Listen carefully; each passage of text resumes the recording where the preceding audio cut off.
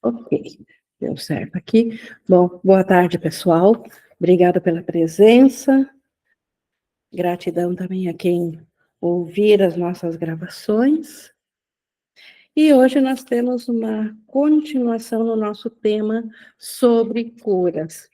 Nós já tivemos nas últimas aulas, especialmente na aula passada, onde Jesus nos trouxe como se realiza a cura, que a gente viu sobre o propósito percebido na doença, o quanto a doença é uma defesa contra o nosso ser, contra Deus, porque a doença é oposta ao céu, significa que fizemos algo diferente de Deus.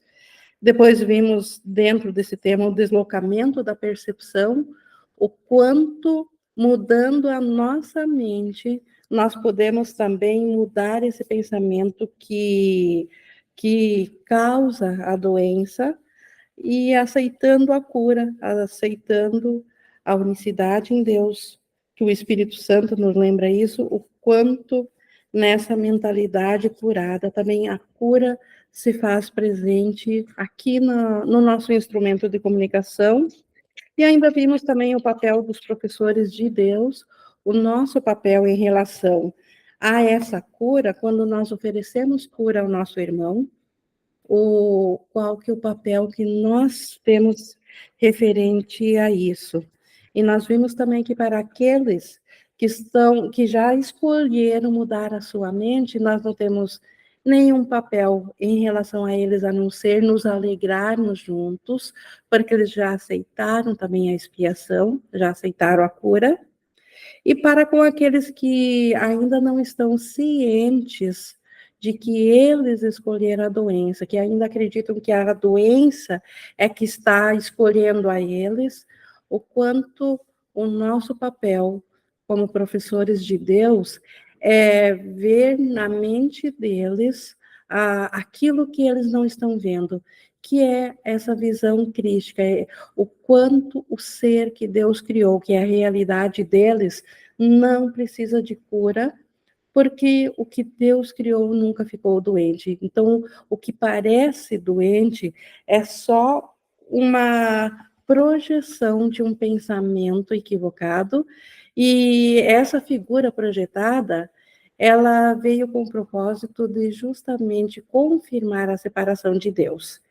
E o professor de Deus, sabendo da impossibilidade disso, ciente de que só existe uma mente, aceita que no lugar do paciente, como sendo ele mesmo, que a unicidade com Deus nunca foi rompida, portanto, não existe nenhuma brecha onde a doença possa entrar.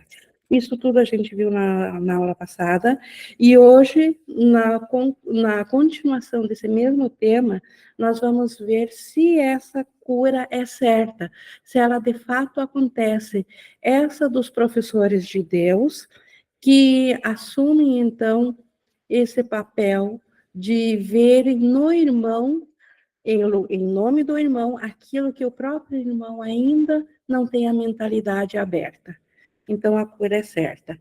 Mas antes de começarmos esse estudo, então, eu convido vocês a se unirem a mim para que nós possamos juntos, num só propósito, entregar essa hora de estudo ao Espírito Santo, para que ele seja o nosso condutor, que ele seja o professor, e para isso nós oferecemos o melhor da nossa capacidade de aprender a ele.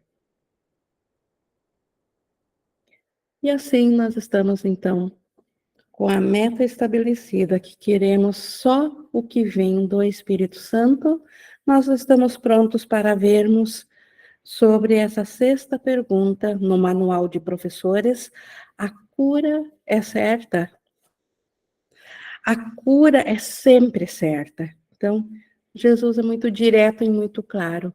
Nunca um pensamento que se voltou ao Espírito Santo não teve êxito, porque o Espírito Santo não falha. Então, Jamais, quando nós tivemos a lembrança de irmos ao Espírito Santo, o Espírito Santo falhou com a sua função. Então, por isso que a cura é sempre certa. Só que existe o que nós podemos achar os efeitos da cura, que Jesus vai nos trazer um esclarecimento muito importante sobre isso, que às vezes, aparentemente, nós julgamos a cura como sendo algo físico ou como sendo algo ainda que tenha que vir naquela figura projetada, e não da mente. Então, por isso, essa pergunta que Jesus vai esclarecer hoje, que é tão importante para que nós fortalecemos a fé em cima de uma base firme, segura, e que tenhamos toda certeza que a cada vez que nós nos lembramos da verdade que o Espírito Santo nos traz, que essa verdade já trouxe a cura, e por isso que a cura é certa.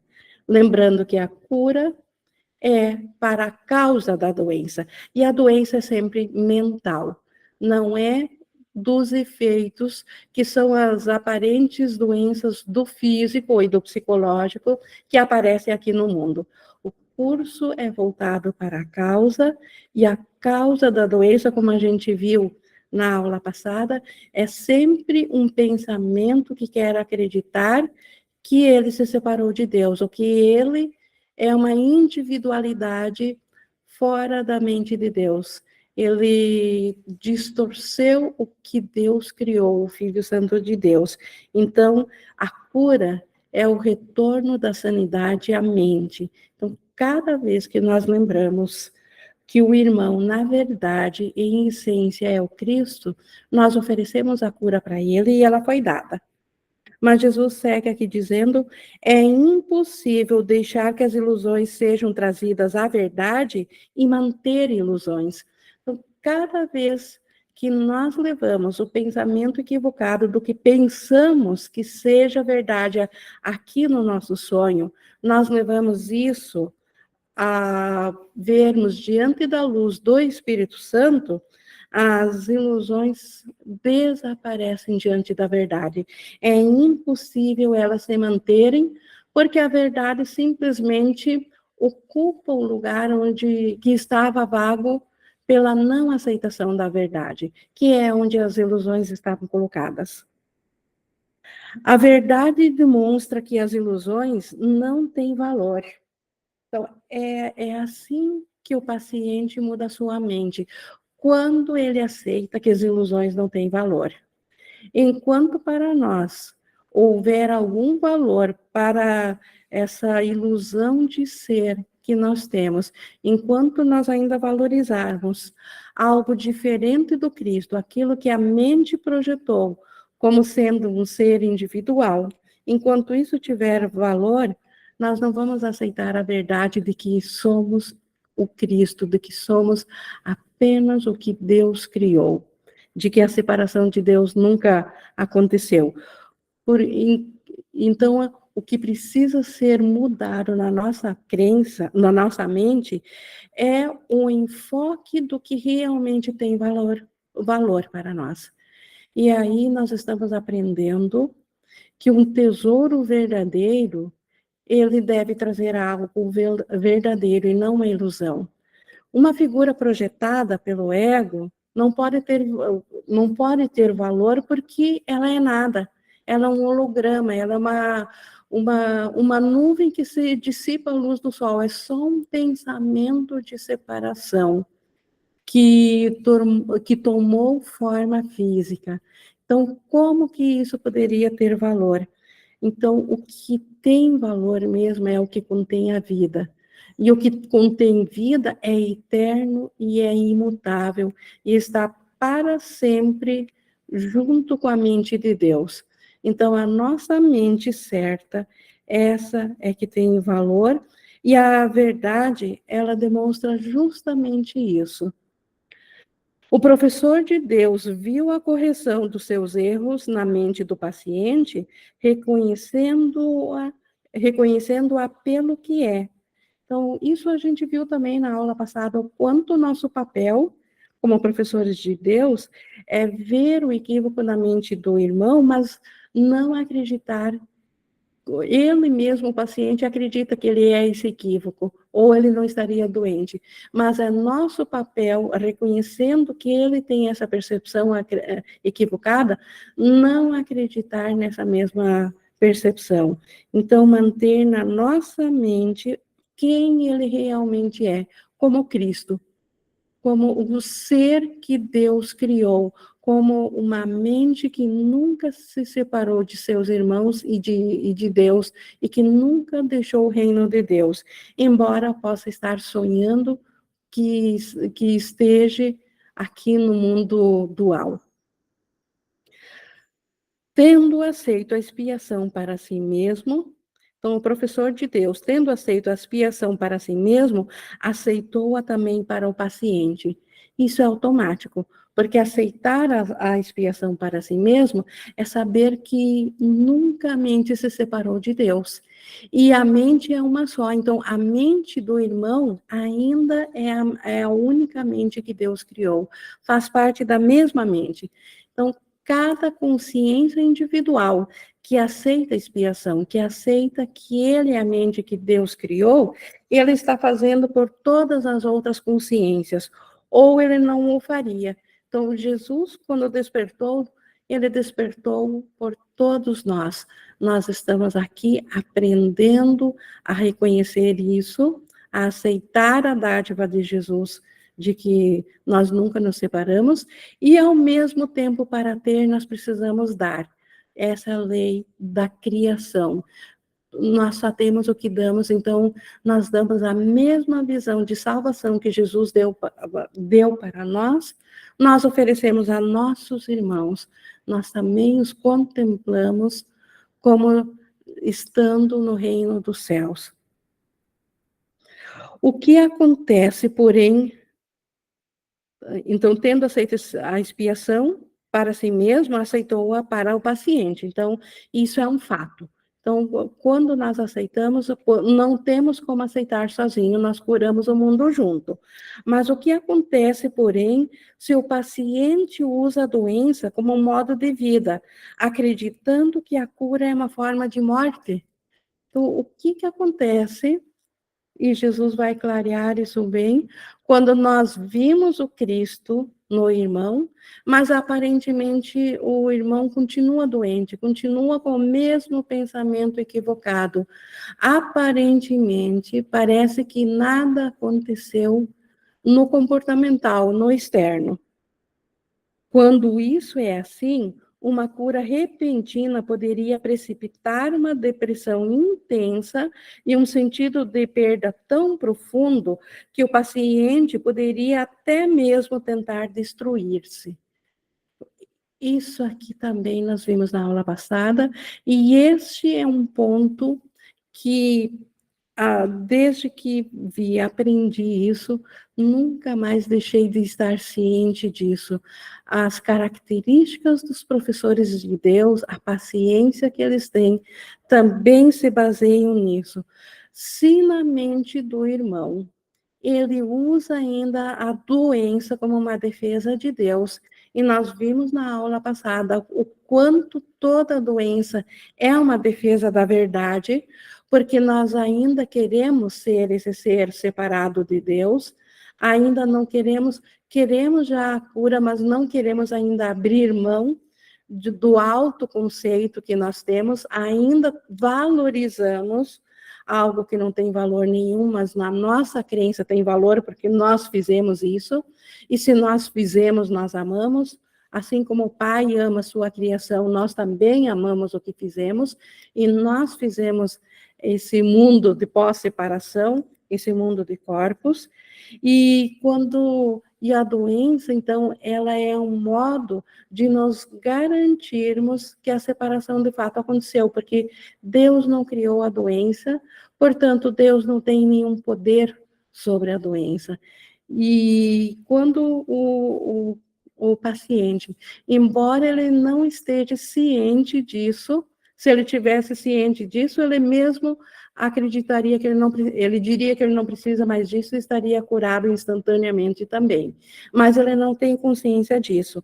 Então, ele usa a doença como uma defesa, e se essa doença lhe for retirada repentinamente, ele pode interpretar isso como insuficiente ainda ao propósito para o qual ele usou a doença. E aí ele vai procurar algo maior ainda, como ele disse aqui, pode se precipitar uma depressão intensa e pode até mesmo tentar destruir-se. Então, o Espírito Santo sabe se o paciente usa a sua doença. Claro que isso é um pensamento inconsciente, ele não está ciente disso, mas o Espírito Santo sabe quando ele está usando essa doença como uma defesa. E nesse caso, não tendo motivos para viver, pode pedir a morte. Então, o paciente pode se afundar mais ainda em ilusões. E a cura tem que esperar para a sua própria proteção. Então, só o Espírito Santo, só quem já está totalmente desperto, tem a visão de conhecer o contexto todo, de conhecer todos os pensamentos equivocados. O Espírito Santo os conhece, porque o primeiro que despertou abriu a sua mente ao Espírito Santo e mostrou todos os pensamentos equivocados, e todos estão na mente, portanto, todos têm consciência num nível acima, não no nível individual aqui, mas no nível da mente unificada, separada, todos têm acesso, e foi oferecido ao Espírito Santo isso para a correção. Então, agora o Espírito Santo conhece todos os equívocos, e ele sabe qual paciente que usa a doença ainda como uma proteção. Aonde a cura seria bem-vinda e aonde ela precipitaria mais medo. Por isso que também lá no início, lá na descrição, nos princípios dos milagres, existe um princípio que Jesus pede para nós pedirmos a Ele quais milagres que devemos oferecer ao irmão. Ele diz, não que um milagre oferecido não seja dado, ele realmente é dado, mas Jesus sabe aonde que ele é bem-vindo, aonde ele realmente vai trazer uma bênção e não precipitar no paciente um medo maior ainda. Não fazer com que o paciente, após a cura, ele venha a buscar um dano maior ainda, porque ele acredita na sua mente de que a doença o protege de Deus, e também existe aquela crença que o ego nos disse que a doença é um pagamento que nós fizemos em troca do imaginado castigo de Deus, que nós podemos barganhar em nós mesmos nos punirmos, e isso nos livraria da ira de Deus. E quando nós acreditamos inconscientemente lá na mente que essa doença é uma punição e que Deus olhará com bons olhos e nos perdoará a ideia de separação e nos receberá de volta devido a esse pagamento, então, se é essa crença que existe na mente do paciente e esse alvo, que é a doença, que faz com que ele acredite que ele está fazendo uma coisa boa para ele, diante de Deus, aceitando essa doença, e essa doença é retirada dele, ele pode realmente procurar outra maior ainda por julgar equivocadamente que esta foi insuficiente, que ele não alcançou o seu objetivo. Então, o Espírito Santo, conhecedor disso, ele sabe que a cura, ela foi dada na mente, mas ele aguarda, ele não retira do paciente aquela doença que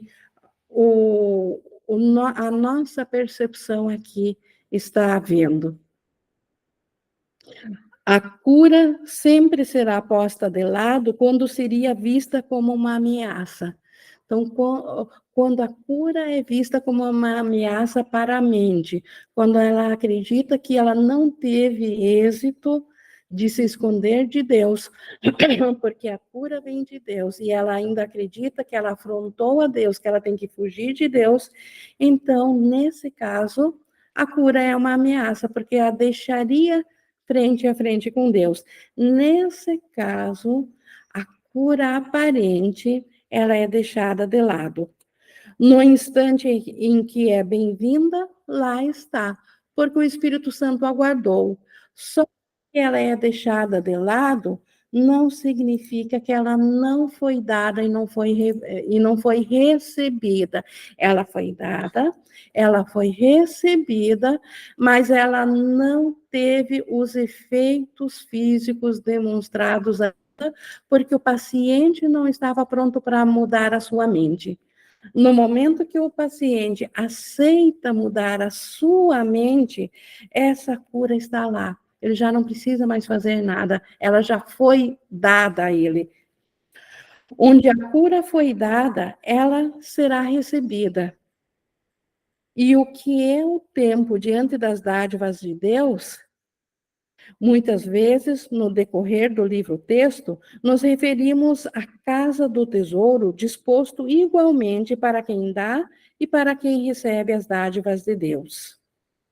Nenhuma se perde, pois só podem aumentar. Nenhum professor de Deus deve sentir-se desapontado caso tenha oferecido a cura sem que ela seja aparentemente recebida. Este é o ponto de hoje.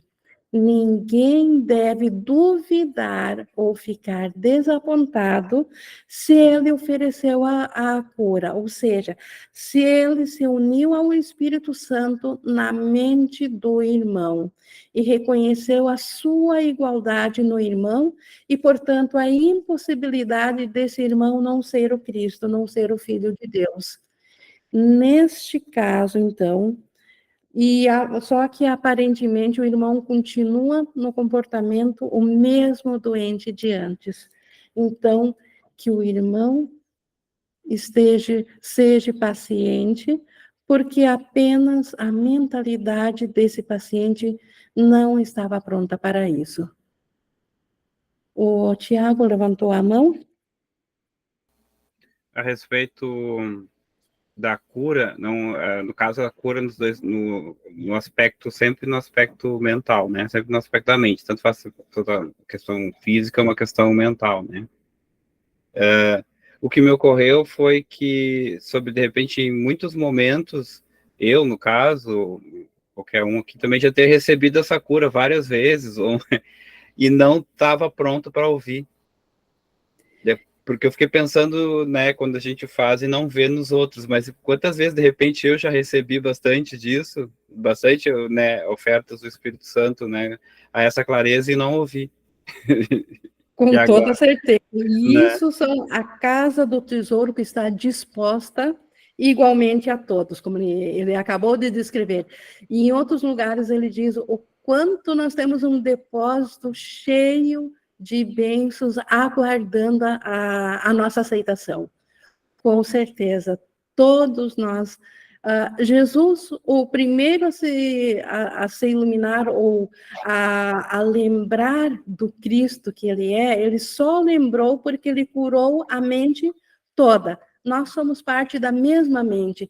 Então, a partir do primeiro que lembrou totalmente, e todos os demais que também já lembraram totalmente, e todos os instantes santos nos quais nós que ainda estamos aqui na prática de aceitarmos essa cura, nos instantes santos já oferecemos cura, tudo isso está sendo guardado pelo Espírito Santo. Então, tem muita, muita, muita bênção que é inimaginável o quanto da cura já está aguardando a aceitação. Por isso que já não precisamos fazer nada, somente aceitar a expiação, somente aceitar. Não, não tem mais nada a fazer. A cura já foi dada, ela já está completa. Agora, para virmos a aceitar, nós precisamos mudar a nossa mente. Para mudarmos a nossa mente, nós precisamos, então, desse ensino-aprendizado, desse currículo. Por isso que o Espírito Santo precisa de nós, para nós fazermos esse papel junto do irmão, de oferecermos a cura a ele, para que seja mais fácil ele também mudar a sua mente, assim como nós mesmos, porque no momento que nós mudarmos totalmente a nossa mentalidade e não tivermos mais nenhum valor para nenhuma ilusão, nós também estaremos totalmente curados. Se ainda temos uma parte da nossa mente que não está curada, e prova disso é porque nós ainda nos vemos dentro de um mundo dual, onde um reino diferente do céu se apresenta a nós, então é porque na nossa mente nós não aceitamos ainda totalmente a cura. Por quê? Porque ainda valorizamos algo na separação, quer seja por medo de Deus, ou quer seja por dar valor àquilo que nós fizemos e que por nós o fazermos, nós o amamos.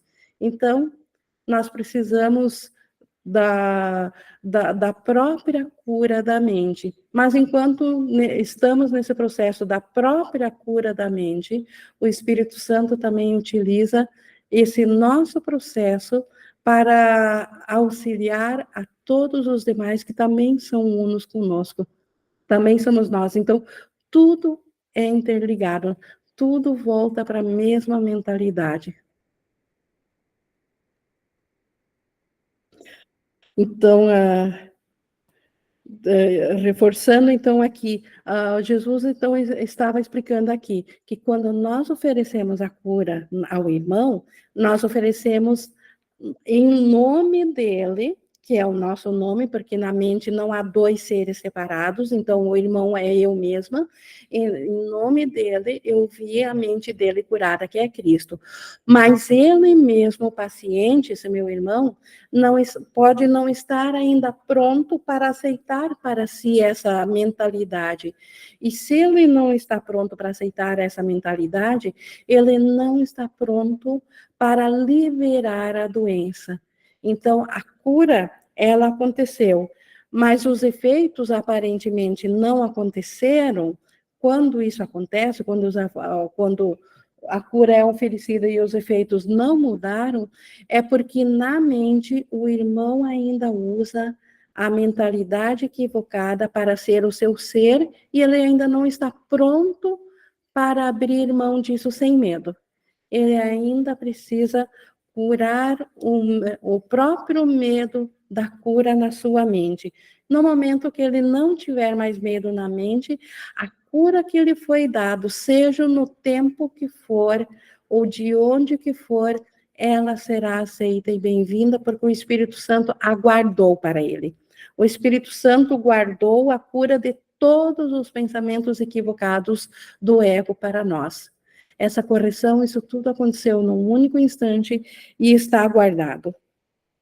Por isso que Jesus reforça aqui, porque isso aqui cai numa grande tentação do ego de fazer com que os professores de Deus desistam desse caminho, quando eles se frustram, porque aparentemente eles ofereceram a visão de Cristo para o irmão e o irmão não mudou. Então, Jesus lhes diz aqui, não lhe cabe julgar quando a sua dádiva deve ser recebida. Então, o irmão que oferece a cura, essa cura foi aceita, mas não lhe cabe julgar, não por ordem expressa que lhe foi proibido, mas porque ele não tem alcance de saber se essa cura é bem-vinda naquele momento. Ela certamente será, mas nem sempre é no mesmo instante em que ela é dada. Por isso que, simplesmente por ele não ter alcance de visão para saber o que vai acontecer no futuro, no depois dessa cura ser dada, que não lhe cabe julgar quando que essa dádiva deve ser aceita.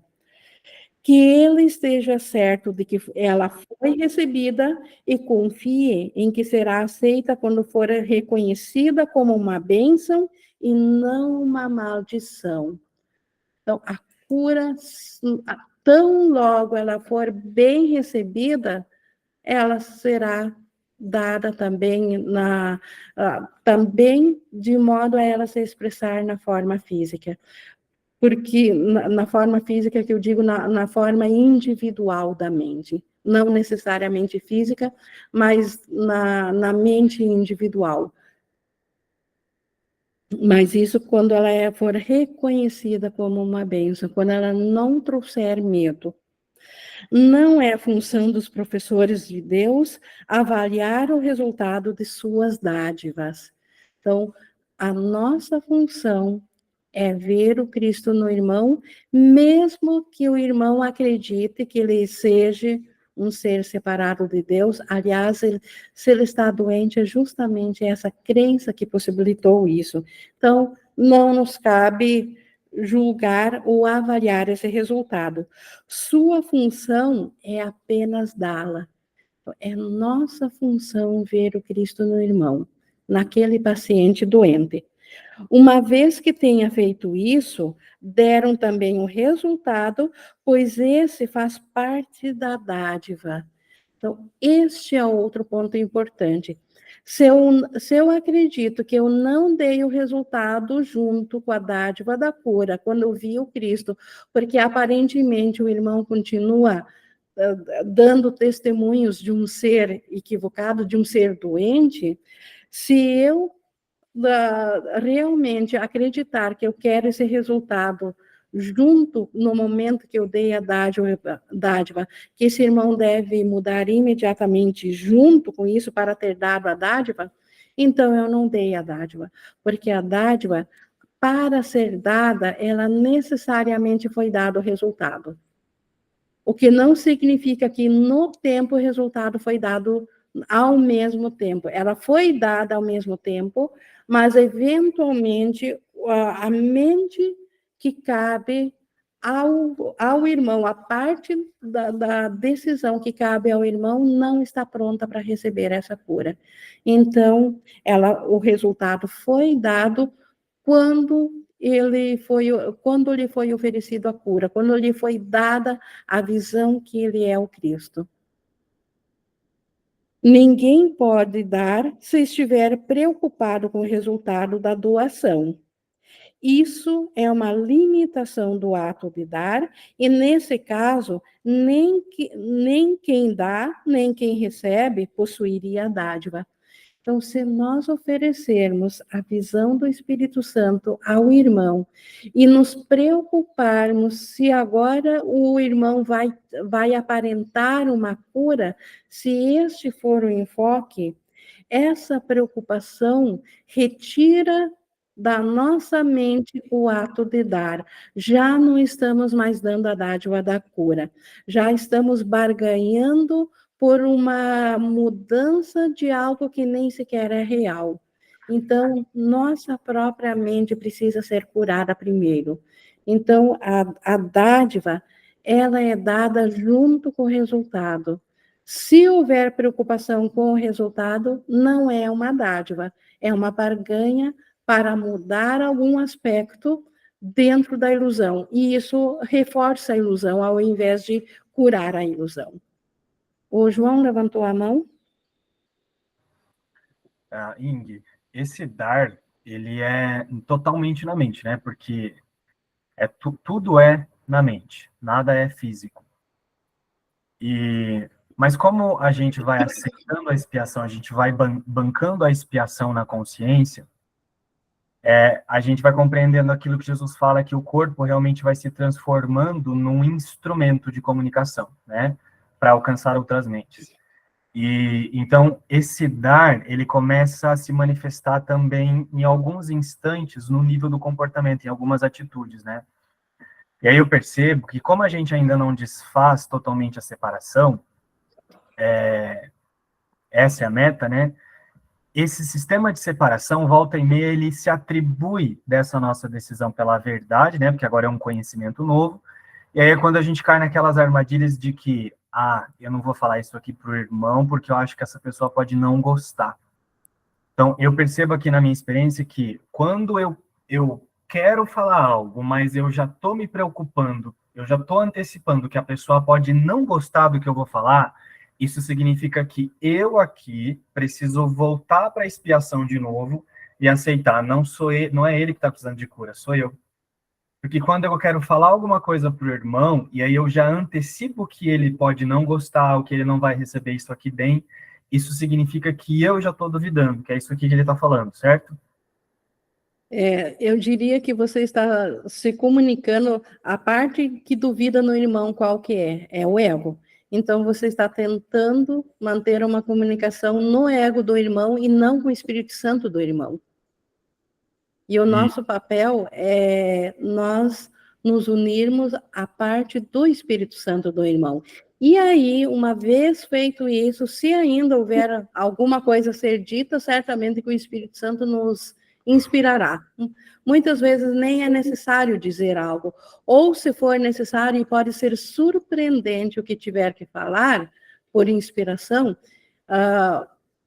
o próprio ato de nós nos unirmos ao Espírito Santo no irmão é de lá sim que virá o retorno disso.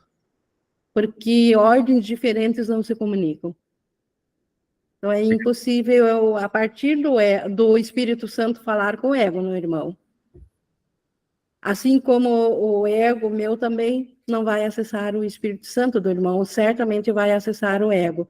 E realmente, João, o ponto mais alto é esse reconhecimento que Jesus fala em outro lugar aqui. Médico, cura-te a ti mesmo. Psicoterapeuta, cura-te a ti mesmo. É assim que nós vamos curando o irmão, curando a nós mesmos. Você trouxe isso, né, João? Que a cura no irmão necessariamente passa pela nossa cura, ou se nós duvidarmos, tivermos medo, é essa parte da nossa mente que precisa ser curada.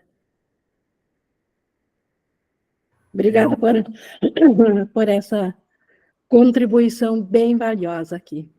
Eu comecei a perceber isso, Ingrid, principalmente na minha relação com a minha mãe. Quando eu conheci o curso, eu comecei a compartilhar muitas coisas com ela, né?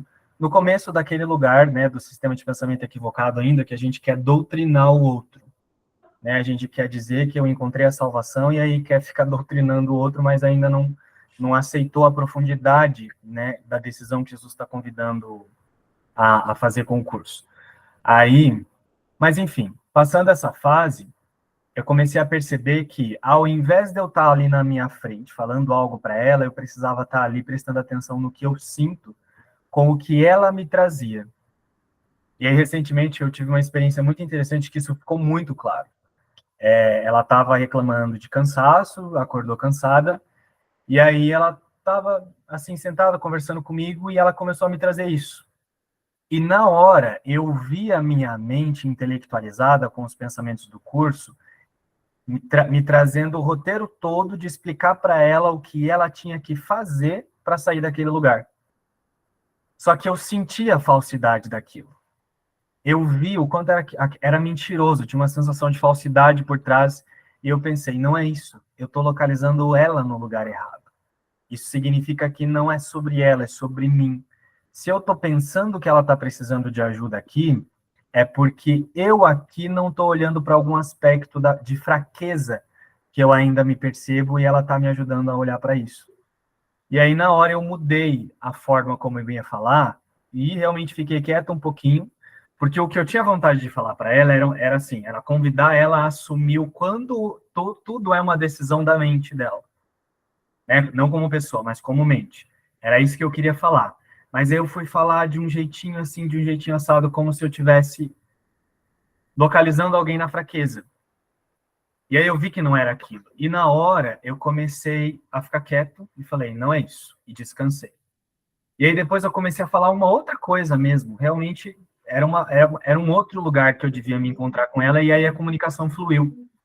A gente começou a falar sobre outros assuntos, mudou a meta ali, e aí é aí que você entende. Muitas vezes eu tenho que estar me preocupando, não é me preocupando, prestando atenção que na hora que eu vou falar, você já está antecipando como é que a pessoa pode reagir, e aí você não vê que isso já é uma projeção do seu sistema de pensamento equivocado no irmão. Então, é nessa hora que eu volto e aceito a expiação para mim de novo. E isso requer muito treino, né, João? Isso é muito treino, por isso que existe uma ideia inicial, uma ideia principalmente nos estudantes iniciais vamos fazer tudo logo de uma vez, que o Espírito Santo me mostre todos os meus equívocos e eu vou perdoá-los e vou estar de volta no céu. E não se dão conta o quanto nós ainda valorizamos a parte do medo, quanto isso precisa ser curado. Então, novamente, só Espírito Santo no comando mesmo, e, por outro lado, toda a gratidão pela promessa do Espírito Santo de que a ninguém vai faltar tempo para essa aprendizagem. Então, nós aprendemos pela prática que tudo é dentro de nós, e como o João trouxe, no momento que mudou a mentalidade, que era dele, e aceitou ao Espírito Santo nele, foi automático, e tenho certeza que a mãe dele até esqueceu da queixa que ela tinha antes, nesse novo rumo de conversa, porque aí era no nível de Espírito Santo para Espírito Santo. Obrigada por trazer esse exemplo, o Tiago. Me ocorreu nesse caso ali que o João estava falando, não é a projeção, né? Porque ele olhou na mãe, aquilo estava incomodando, ele está se incomodando com aquilo que ele estava vendo na mãe, né? Não, enfim, de uma maneira bem ampla, né? E aí foi a projeção dele, daí ele volta e faz, né, a aceitação de novo na mente, né? Então ele estava atacando ela, assim por assim dizer, e ia atacar verbalmente, ia continuar naquele, né? E aí como é que é? Ia estender, né? Aquilo ia ficar projetando mais, né? Fazendo mais projeção. Só que ao mesmo tempo ele parou e viu, não, tô atacando, eu tô, né, tô projetando e tô atacando. E ele viu que era nele. E quando ele colocou nele a responsabilidade do olhar, a mãe mudou a conversa. E eles conseguiram entrar, né, numa conversa que seria mais próxima do Espírito Santo do que das projeções que estavam ali se estabelecendo.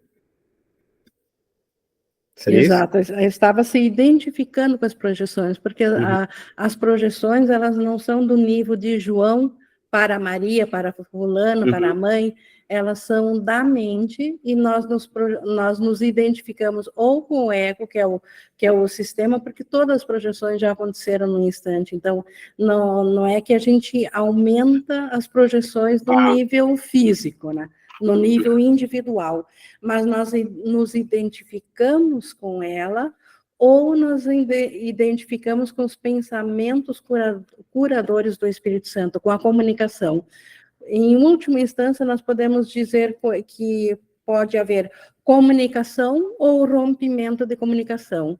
Então, as projeções, na verdade, é a ausência de comunicação, porque não é o Espírito Santo.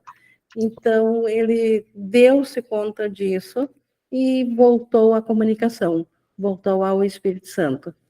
Não é que eu vi isso acontecendo comigo porque eu usei essa ideia, né, de que eu estava projetando uma amiga minha que ela estava fazendo algumas coisas e tal, e eu não estava entendendo o porquê daquilo tudo, e eu comecei a me misturar com aquilo, né, e eu disse, ok, né, então eu estou atacando, né, estou começando a querer atacar ela ali, né, me atacando e atacando ela, comecei a entrar naquele jogo, daí eu, não, o que existe aqui além, né, o Espírito Santo dela é perfeito, não tem nada a ver. E foi passando o tempo, quando vi, assim, ela me entrega muito mais coisas, sabe, maravilhosas do que tudo aquilo que eu estava olhando antes, entende? Então, Eu nem sei o que aconteceu com aquelas percepções que ela estava tendo naquele momento, sabe? Até nem sei mais o que aconteceu, mas eu vi... Desapareceram porque o primeiro que está ciente delas e rompe elas, elas desaparecem. Pois é. Você se deu por conta, você rompeu com elas, desapareceram. Eram nada, apenas tinha uma crença reforçando elas. Você retirou, né, como tu disse com a tua amiga, então o que aconteceu com elas? Desapareceram. Não, sensacional. Daí agora, assim, só num outro fluxo que antes eu fiquei assim, nossa, eu fiquei perdido naquilo. Por que a gente está andando por esse caminho que eu ficava, né? E aí eu comecei a escolher diferente, né? E foi muito interessante. Obrigada por esse testemunho também, Tiago. E nós vimos, então, aqui, nós vimos aqui na terceira parte, então, que a dádiva, ela sempre é dada, ela é composta, dar a dádiva, então, é pensar com o Espírito Santo, nós vemos o Cristo ser curado e não dar realidade à projeção, e que quando nós damos essa cura, ou essa visão, ou temos essa certeza da comunicação junto com o Espírito Santo, que é o irmão, nós também damos junto a cura desse irmão, a aceitação da parte dele. Então, embora dentro do físico possa parecer que leve algum tempo para esse irmão aceitar, mas na mente, isso ficou guardado na mente certa dele, na parte do Espírito Santo. Então, o Espírito Santo dele, dentro dele, já aceitou essa dádiva. E se nós estivermos preocupados, então, com o resultado, como ele diz, ninguém pode dar se estiver preocupado com o resultado disso. Isso é uma limitação do próprio ato de dar, e nesse caso, nem quem dá, nem quem recebe possuiria a dádiva. Então, não foi dado. A confiança é uma parte essencial da doação. Então, um dos princípios, uma das características do professor de Deus, a confiança. E Jesus trabalhou tanto assim na quarta questão, trouxe 10 características dentro do desenvolvimento da confiança. Então, a confiança, ela é uma parte essencial. Se nós não confiarmos que o Espírito Santo está em toda forma de vida, por detrás de tudo, e por isso que podemos acessar a parte certa, curada, e que essa é que é real, o resto é equívoco, essa confiança, então, é essencial na doação, ou não vamos ser curadores. De fato, é a parte que faz com que o compartilhar seja possível, a parte que garante ao doador que ele não perde, apenas ganha. Então, quem oferece essa visão de Cristo, ele só ganha, porque a mente dele aceitará que ela também é isso. Então, é assim que o irmão, que antes parecia o nosso paciente, ele se torna o nosso salvador. Porque é graças à dádiva de nós podermos ver nele, nesse compartilhar, que nós receberemos o que foi dado.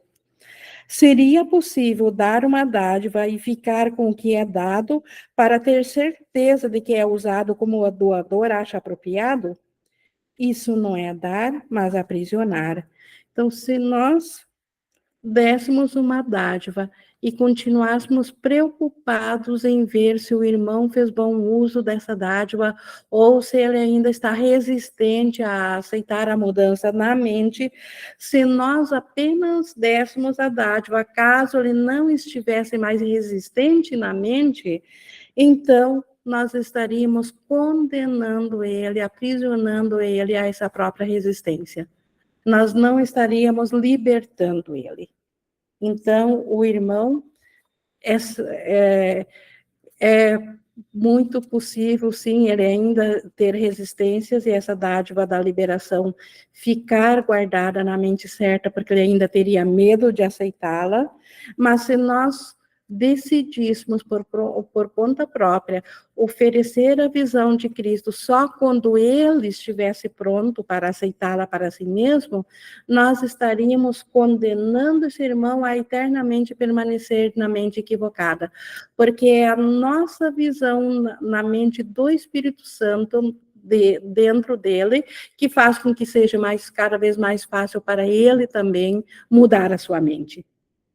Então, não nos cabe julgar o resultado. É a renúncia a toda preocupação em relação à dádiva que faz com que ela seja verdadeiramente dada. Então, a renúncia a toda preocupação. Se nós vimos o Cristo no irmão, aquele que antes parecia ser um ser doente, que na nossa mente nós acreditávamos que era nosso irmão doente, e nós oferecemos a vista do Espírito Santo. Para isso realmente ser dado, nós precisamos abrir mão de toda e qualquer dúvida em relação a essa dádiva. Então, se nos mantivermos preocupados em querer saber se agora o comportamento do irmão vai mudar, porque eu vi o Cristo nele, nós até temos direitos a testemunhos quando não nos preocupamos com os resultados. Se vier a preocupação com o resultado, é a nossa mente preocupada que precisa ser mudada. É ela que está equivocada, que está duvidando daquele que Deus criou como extensão de si mesmo, daquele que Deus mantém em santidade. Se nós duvidarmos do irmão, do resultado, nós estaríamos decretando que o irmão é diferente do que o Cristo, de que ele realmente é aquilo que o próprio irmão acredita que ele é, um ser separado. E isso não seria oferecer a salvação para ele, e muito menos nós poderíamos recebê-la na troca que sempre acontece, tudo que nós damos, nós recebemos. E é a confiança que faz com que a verdadeira doação seja possível. A confiança no Espírito Santo no irmão. Não é confiar no ego no irmão. O ego não é o irmão. O irmão apenas equivocou-se por se identificar com o ego, mas ele pode, a qualquer instante, voltar a aceitar a dádiva do Espírito Santo. E a confiança de que ele assim fará é que torna possível que nós venhamos a ver o Cristo nele. A cura é a mudança mental que o Espírito Santo, na mente do paciente, está buscando para ele. Então, a cura é a mudança mental que o Espírito Santo, na mente do paciente, está buscando para ele, e é o Espírito Santo, na mente do doador, que lhe dá a dádiva. Então, o serviço, como que acontece a cura? É o Espírito Santo na mente do paciente que pede, que busca, através do tomador de decisões da mente do paciente, que ele busque essa cura, e o mesmo Espírito Santo na mente do doador dessa dádiva, na nossa mente, é que oferece a cura. Por isso que a salvação é um trabalho colaborativo. A expiação, ela aceitar para si mesmo, mas ela é um ato colaborativo para com todos. Ninguém se salva sozinho, sem deixar a própria cura disponível a todas as demais mentes. Como é possível perdê-la? Então, como que é possível perder a dádiva se é a mente do Espírito Santo que dá a cura do doador? E é a mente do Espírito Santo de quem recebe a cura que vai recebê-la. Então, cede Espírito Santo para Espírito Santo. Não que existam dois Espíritos Santos, mas que é da mente certa para a mente certa, que é una, que ocorre esse câmbio, essa troca de doação e aceitação. Então, como que é possível perder? Como que o Espírito Santo perderia algo? Como pode não ter efeito? Então, como que não vai ter efeito? A cura foi dada, ela teve o efeito de aceitação, sim. Apenas a forma física ainda pode levar tempo para ser aceita. Como pode ser desperdiçada? A casa do tesouro de Deus nunca pode estar vazia. Então, as curas, a casa do tesouro de Deus é todas as curas oferecidas já. E ela nunca pode estar vazia. Se uma dádiva estivesse faltando, ela não estaria plena. Então, a casa do tesouro do Espírito Santo é pleno, é repleto. Nenhuma dádiva de cura de nenhum equívoco está faltando nela. No entanto, a sua plenitude é garantida por Deus. O próprio Deus garante que o Espírito Santo não perde nenhuma dádiva, nenhum pensamento de cura que lhe foi oferecido. Nesse caso, que preocupação pode ter um professor de Deus em relação ao que acontece às suas dádivas? Por que nós deveríamos nos preocupar com a nossa dádiva, se o irmão já, aparentemente, como tomador de decisões, já aceitou ou ainda está relutante, se ela foi oferecida? E se ela foi aceita na mente certa dele? Dadas por Deus a Deus, quem nesse intercâmbio santo pode receber menos do que tudo? Então, é nesse nível que ocorre a cura. Então, se a cura é certa, ela sempre é certa. Se nós ainda duvidarmos dela, então é a nossa mente que precisa aceitar a dádiva. É a nossa mente que ainda precisa da mudança como tomadores de decisão, de mudarmos a nossa mentalidade, porque nós estaríamos ainda trabalhando num sistema de pensamento de dúvida e não da certeza do Espírito Santo. Então, este foi um aspecto da cura, se a cura é certa, e na quinta nós vamos ver se a cura deve ser repetida dentro do mesmo pensamento de cura. Se esse ato precisa ser repetido. Então, isso também é uma dúvida de quando aparentemente o irmão parece que ainda não aceitou a dádiva, mas ela foi dada e foi guardada para ele, para aguardando a mudança da mentalidade dele. Mas isso é para quinta-feira. Nós já tivemos aqui umas interações, nós estamos ainda no horário aqui de interação. Alguém gostaria de colocar algo a mais? Ficou alguma dúvida?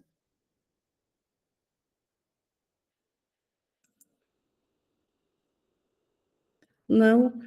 Bom, pessoal, então eu vou encerrando aqui esse nosso estudo de hoje. E fica o convite para quinta-feira nós continuarmos, então, vendo sobre o mesmo tema, a cura da mente, onde nós entendemos que mudanças físicas são apenas efeitos, porque nem sequer o físico é real. A mente que confia no Cristo já não tem mais nenhuma preocupação com o que o físico esteja apresentando, porque uma mente curada não pode sofrer. E o nosso medo no físico é grandemente alavancada pela dor. Então, uma mente curada não pode sofrer, pelo que aparentemente está projetado para o instrumento de comunicação. Mas nós vamos continuar nesse tema. Vou encerrando aqui a gravação. Gratidão a Jesus por nos trazer mais esse conhecimento para a nossa salvação.